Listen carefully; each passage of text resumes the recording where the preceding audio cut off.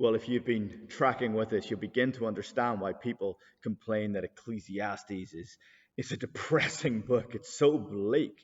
Passage after passage, Solomon is turning to different aspects of life and asking, well, can I find meaning here? Can I find meaning here? Can I find purpose here? Can I find significance in this? And again, the answer is no, no, no. It's like a hammer banging on an anvil, forging despair and hopelessness.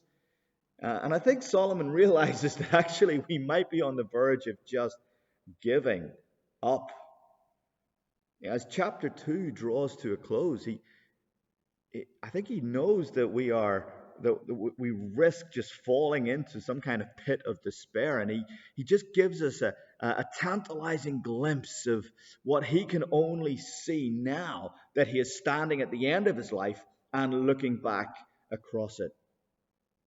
Well, I mean, what you've got to realize is that all the things that he's been considering, work, engaging with the world meaningfully, pleasure, intellectual development, the building of culture, the creation of wealth, music, food, wine, even things like ambition and great projects, all these things. Actually, there's a deep paradox in them all, because none of them are wrong in themselves.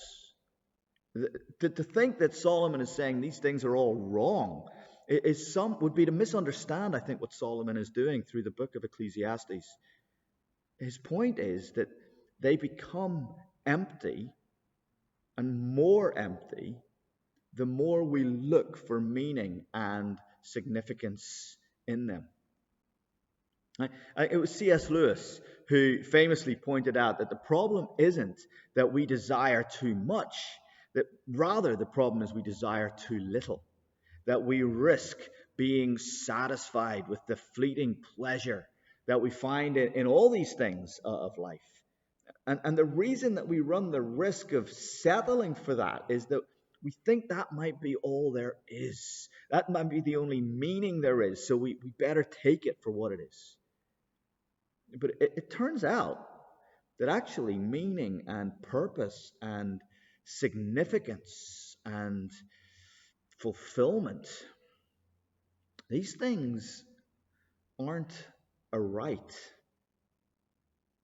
Still less are they things that we can discover within ourselves.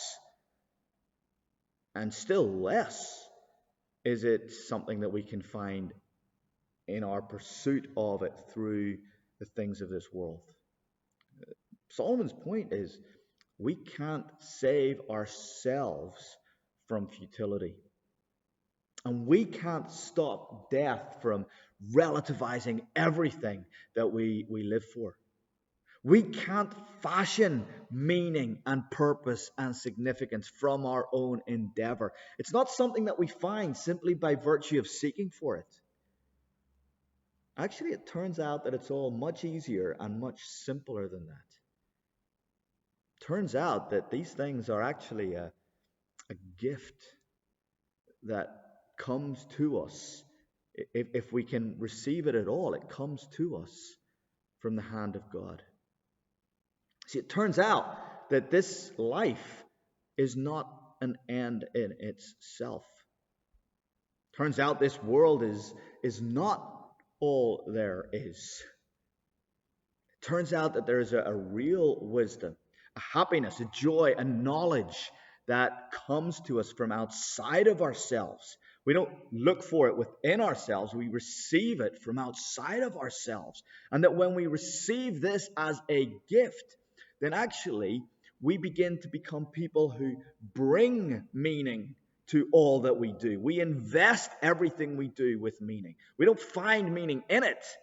We bring it.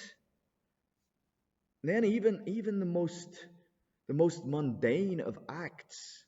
Solomon talks about eating, drinking, working. The stuff of day-to-day drudgery, or so we often think. But even these things can suddenly take on a dignity and become a thing of purpose and fulfillment because we're bringing meaning to it. Everyday life can suddenly become the arena in which we become significant. Seriously, imagine that we lived in a world where everything that we did, every little thing, no matter how commonplace, no matter how insignificant in itself it seemed to be. But imagine a world where those things could become something that mattered, where they could become something that was pregnant with meaning and purpose.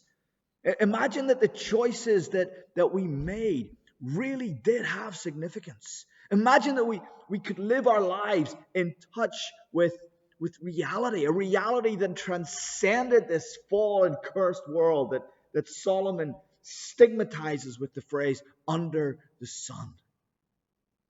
Imagine we didn't have to live a life that was imprisoned within the confines of this age.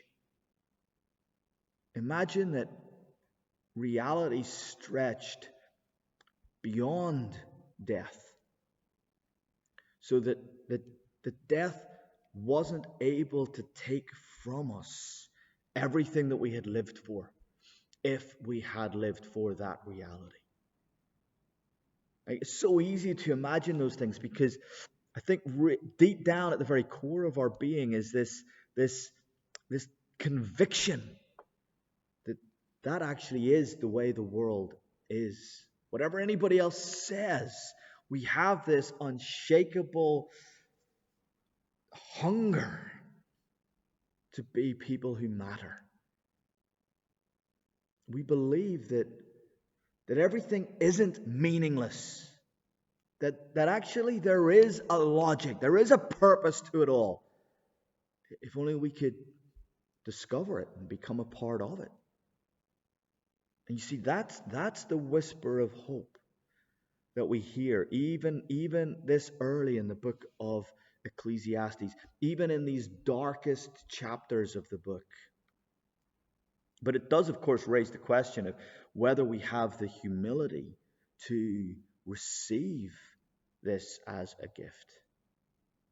There's a reason why Jesus said that it was the meek who would inherit the earth.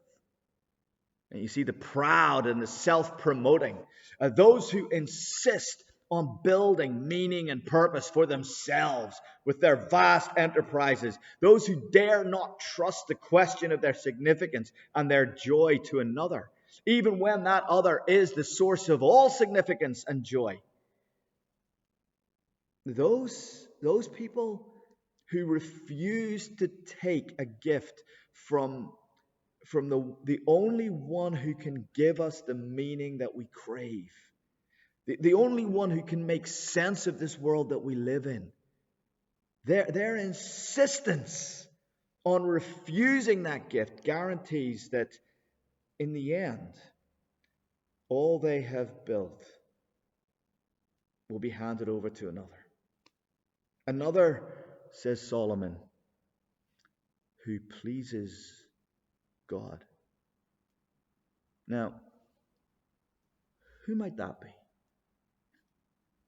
Who is this one who pleases God? And might it be that this one is the source of the wisdom, the knowledge, the happiness with which God promises to gift us? And might it be that the secret to fulfillment and meaning and purpose and significance and dignity is actually not to live in a way that's all about trying to please ourselves, but to live in a way that is about trying to please the one who pleases God.